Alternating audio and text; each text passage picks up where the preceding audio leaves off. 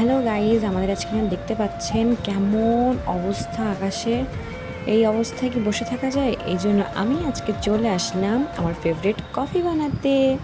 আমি এখানে প্রথমে একটি গ্লাসে চিনি নিচ্ছি, এক চামচ ইনাফ, সমস্যা নাই।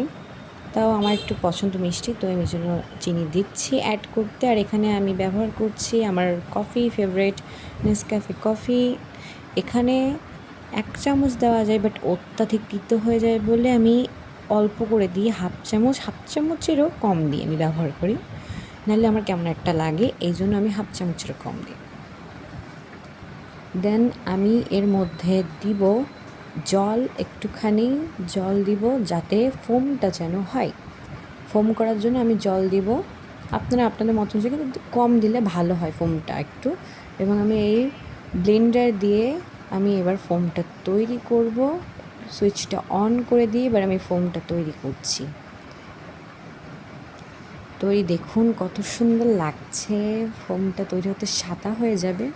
ফোমটা যখন একটু হালকা গাঢ় গাঢ় হবে, তখন আপনারা ওটি বুঝতে পারবেন যে ওটা ফোমটি হয়ে গেছে।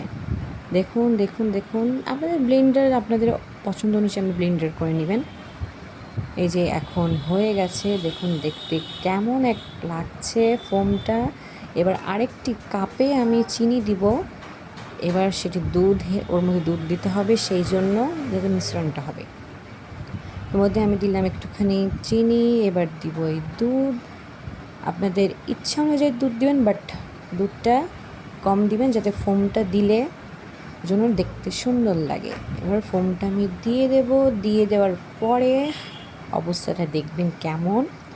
উপর দিক থেকে দেখুন, দিয়ে দেওয়ার পরে এবার দেখুন কত সুন্দর লাগছে। এবার আমি বরফ দিয়ে দিলাম, 3-4টি বরফ।